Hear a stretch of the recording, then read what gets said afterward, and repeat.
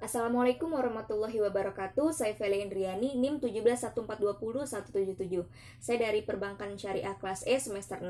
Saya akan memaparkan jawaban saya mengenai ulangan tengah semester mata kuliah Sistem Pengawasan Perbankan Syariah. Nah, di sini terdapat beberapa pertanyaan yang akan saya jawab. Di antaranya yang pertama itu sebutkan Undang-Undang Perbankan Syariah dan jelaskan pengertian bank syariah. Nah, Undang-Undang Bank Syariah itu terdapat pada Undang-Undang Nomor 21 Tahun 2008 tentang perbankan syariah. Nah, pengertian dari perbankan syariah itu sendiri yaitu suatu lembaga yang menghimpun dana, menyalurkan dana, dan memberi jasa layanan atau jasa lalu lintas pembayaran terhadap nasabah berdasarkan prinsip syariah. Nah, prinsip syariahnya itu terdiri dari adil, amanah, dan komunikatif. Yang kedua yaitu jelaskan peran Bank Sentral atau BI yang Anda ketahui terhadap pemerintah.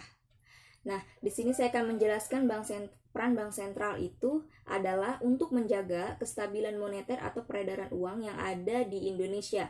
Nah, baik itu kestabilan harga, nilai tukar maupun inflasi. Nah, dengan kestabilannya moneter ini atau peredaran uang yang ada di Indonesia, maka otomatis pertumbuhan ekonominya menjadi efektif dan juga stabil. Sehingga masyarakat Indonesia sejahtera dan juga makmur. Baik, yang ketiga yaitu dampak dari COVID-19 terhadap perbankan syariah itu menurut saya adalah COVID-19 ini berdampak pada perekonomian Indonesia. Ya kan, pertumbuhan ekonomi ini mengalami penurunan. Nah,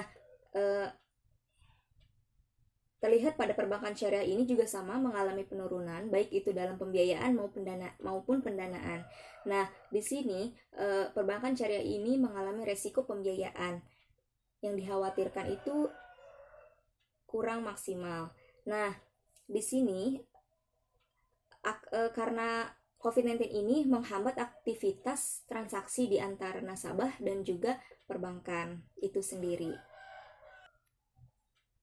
sehingga dapat menghambat perputaran keuangan di perbankan syariah itu sendiri. Baik, yang keempat itu adalah bagaimana tindakan dari perbankan syariah untuk membantu pemerintah menanggulangi masalah COVID-19. Di antaranya itu, menurut saya ini, perbankan syariah ini dapat membantu dan memberikan perlakuan khusus terhadap nasabah untuk membantu memperlancar aktivitas transaksi antara nasabah dan juga pihak bank tersebut. Nah, baik itu dalam pembiayaan maupun pendanaan. Nah, khususnya kalau misal dari pembiayaan ini yaitu agar terhindar dari pembiayaan macet. Maka sistem pengawasan dari perbankan syariah itu sendiri harus lebih ketat lagi dalam menjalankan tugasnya untuk mengawasi proses pembiayaan antara nasabah dan bank itu sendiri. Selain dari pembiayaan, nah bank ini juga terdapat pendanaan. Nah, untuk mempermudah dari transaksi pendanaan, bank itu sendiri juga sama melakukan perlakuan khusus terhadap nasabah dengan mempermudah cara transaksi bagaimana proses pendanaan atau menabung ataupun deposito antara nasabah terhadap bank itu sendiri. Nah, dengan dimudahkannya transaksi antara nasabah dengan pihak bank atau sebaliknya, maka hal tersebut ini akan membantu pemerintah untuk menjaga kestabilan.